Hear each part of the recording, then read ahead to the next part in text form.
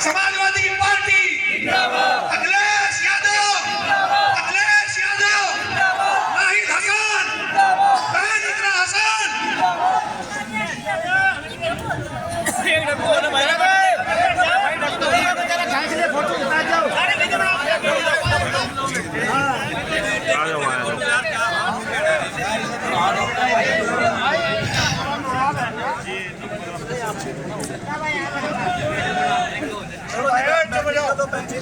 इस खूबसूरत सभा की अध्यक्षता कर रहे जयपाल सैनी जी, हमारे बीच में मेरठ से चलकर आए फारूक हसन साहब, पूर्व मंत्री समाजवादी सरकार, नकुड़ विधानसभा से हमारे बीच में मौजूद संदीप सैनी जी, माननीय राजकुमार सैनी जी, सत्यप्रकाश सैनी जी, नरेश सैनी अध्यक्ष जी, दिनेश सैनी जी और मंच पर उपस्थित जितने भी हमारे बड़े बुजुर्ग, क्योंकि सबका नाम लेना संभव नहीं है, तो मेरे क्षेत्र के, हमारे आसपास इलाके के जितने भी लोग यहाँ पर बड़े बुजुर्ग सभी लोग मौजूद हैं, मेरे भाई, आप सभी का मैं तहे दिल से इस्तकबाल करती हूँ।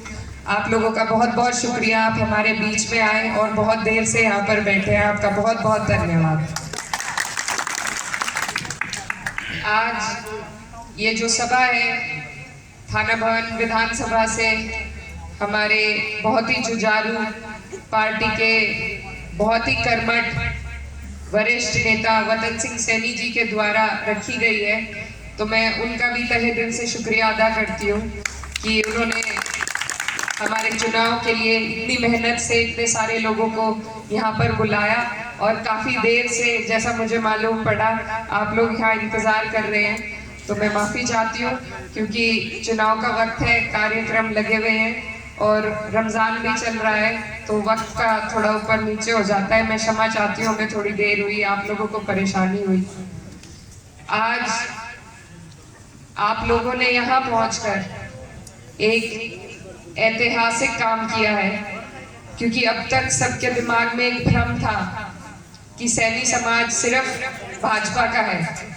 आज आपने वो भ्रम यहाँ तोड़ने का काम किया है इतनी तादाद में शामिल होकर, तो आप लोगों को मैं बहुत बहुत बधाई और शुभकामनाएं देना चाहती हूँ। आप लोग जिस मकसद से यहाँ पर इकट्ठा है वो आप लोग अच्छी तरीके से जानते हैं। लोकसभा का चुनाव है 19 तारीख और साइकिल का हमारा निशान है। ये जो चुनाव है ये बहुत अहम है आपके लिए, हमारे लिए, हम सभी के लिए, क्योंकि 10 साल से हम एक सरकार को देख रहे हैं, उनके कार्यकाल को भुगत चुके हैं। 5 साल से हमारे बीच में जो हमारे प्रतिनिधि हैं, माननीय सांसद जी, उनका कार्यकाल आप और हम देख चुके हैं और सारे ही हालात आपके सामने हैं।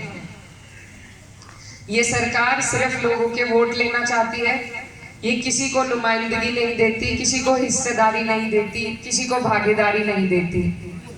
आप लोगों ने 90% मेरे हिसाब से बिना मांगे वोट दिया आपके प्रत्याशी को।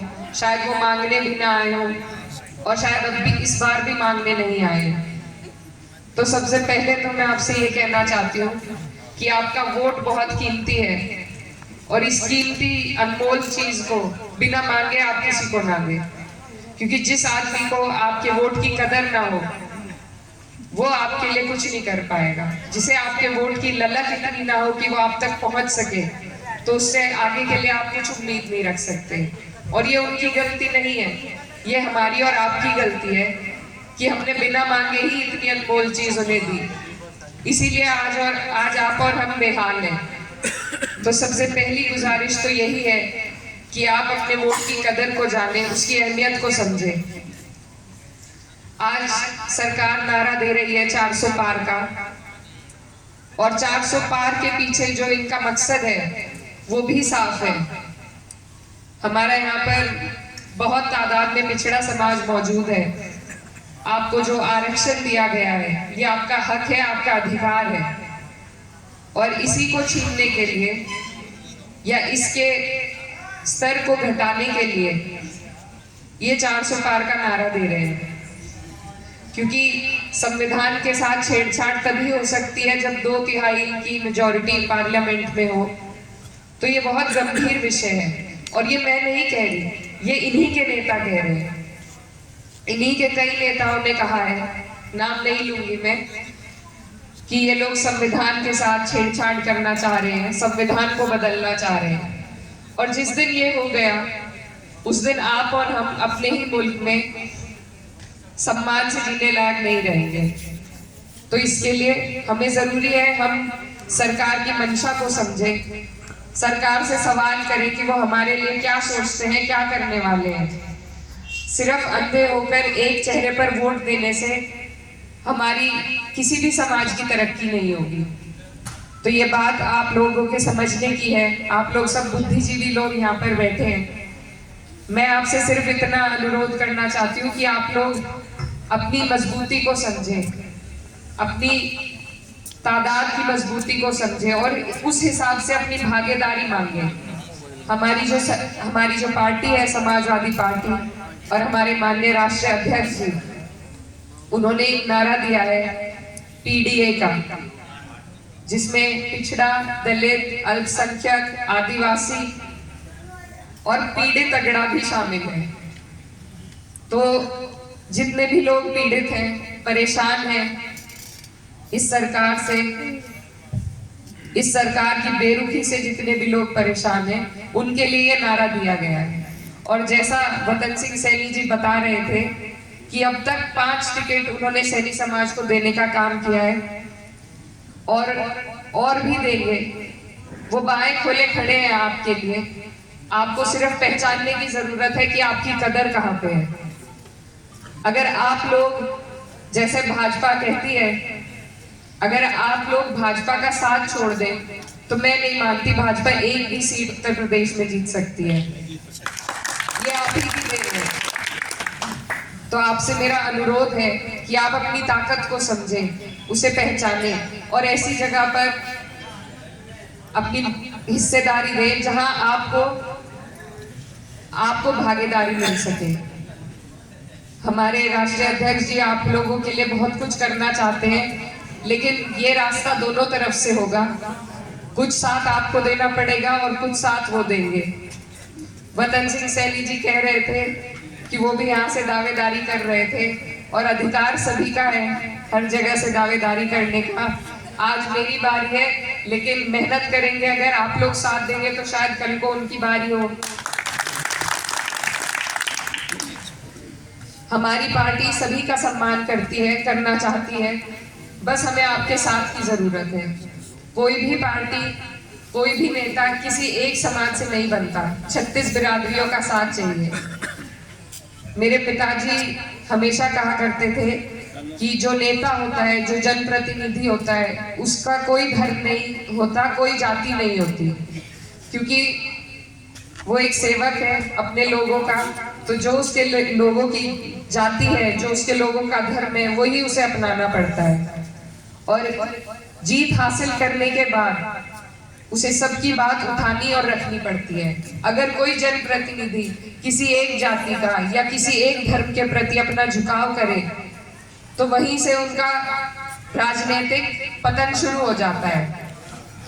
और पिछले कुछ दिनों में इस सरकार के कार्यकाल में हमने देखा है कि किस तरीके से अलग अलग जगहों पर अलग अलग तरीके से अलग अलग समाजों को लड़ाने की मुहिम तैयार की जाती है। हरियाणा में जाट नॉन जाट की लड़ाई रहती है, उत्तर प्रदेश में आके उसको हिंदू मुस्लिम किया जाता है, सहारनपुर में जाए तो अलग है, हर जगह पर कहीं पर भाषा के ऊपर है। तो इनका यही है मकसद कि लड़ाओ और अपनी कमियां छुपाओ। ये काम के नाम पर किसी से बात नहीं करते, ये मुद्दों के नाम पर, विकास के नाम पर कोई बात नहीं करते, ये सिर्फ नफरत फैलाने का काम करते हैं। और हम चाहते हैं कि भाईचारा रहे, हम चाहते हैं सभी समाज इकट्ठा रहे। और मैं आपसे वादा करती हूँ कि आज जिस तरीके से ये प्यार और मान सम्मान आप मुझे दे रहे हैं, ये मैं कभी नहीं भूलूंगी। और जब भी कभी समाज को जरूरत पड़ेगी तो मैं आपके बीच में, जैसे आज आप मेरा साथ दे रहे हैं, मेरा संरक्षण कर रहे हैं, इसी तरीके से जब भी कभी समाज को मेरी जरूरत पड़ेगी, चाहे चुनाव में परिणाम कुछ भी हो, मैं आपके बीच में आपसे आगे आपकी लड़ाई लड़ने का काम करूंगी।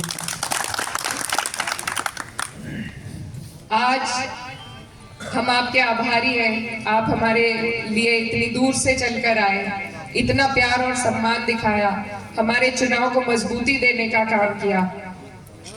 और ये मजबूती आज से अभी 17-18 दिन बाकी है, तो मेरी आप सबसे गुजारिश है कि इस प्यार को आप बनाए रखें और इसको आने वाली 19 तारीख में वोटों में तब्दील करने का काम करें। ये सरकार, कुछ लोग ये भी भ्रमित करेंगे कि भाई क्या फायदा है, सरकार वो बन रही है तो सरकार को वोट दो, लेकिन सत्ता और सरकार का लाभ भी तभी होता है जब किसी की इच्छा, आपके जनप्रतिनिधि की इच्छा हो आपको लाभ पहुंचाने की। और पिछले 5 साल में आपने और हमने देखा कि यहाँ पर किसी को लाभ नहीं मिला, न किसी को लाभ पहुंचाने की आपके जनप्रतिनिधि की इच्छा रही है। हर सीट पर हमारे प्रधानमंत्री जी आकर कार्य नहीं कर सकते या मुख्यमंत्री जी आकर कार्य नहीं कर सकते। यहाँ पर आपके क्षेत्रीय जनप्रतिनिधि को ही आपके लिए आवाज उठानी पड़ेगी, और वो अगर वो आपके लिए आवाज ना उठाए तो आपको किसी सत्ता का लाभ नहीं मिलेगा, किसी पार्टी का लाभ नहीं मिलेगा। तो इसलिए आपसे मेरा अनुरोध है कि आप देख चुके हैं, भुगत चुके हैं इस कार्यकाल को, और दोबारा आप, मैं भी आपकी बेटी हूँ, आपके बीच यहाँ खड़ी हूँ। मुझे पार्टी ने कम उम्र में बड़ी जिम्मेदारी दी है और ये जिम्मेदारी मैं अकेले नहीं निभा सकती। इसमें मुझे अपने समाज की, अपने लोगों की, 36 बिरादरी के साथ की जरूरत है। आपका साथ अगर मेरे साथ रहेगा तभी मैं यहाँ से संसद तक पहुँच पाऊंगी और वहाँ आपकी लड़ाई को लड़ने का काम कर पाऊंगी। तो मेरा आप सभी से हाथ जोड़कर अनुरोध है कि हम भी आपके हैं, हमारी पार्टी भी आपकी है। एक बार आप प्रयास करिए हमें अपनाने का और हम आपको कभी दूर नहीं जाने देंगे। तो आपसे समाजवादी पार्टी, अखिलेश यादव। और हमारे जो राष्ट्रीय अध्यक्ष जी हैं, अभी उन्होंने हाल फिलहाल में हमारे जिले को बहुत बड़ा सम्मान दिया। हमारे जिले से पूर्व विधायक, पूर्व मंत्री रहे किरणपाल कश्यप जी, उनको एमएलसी बनाने का काम किया है।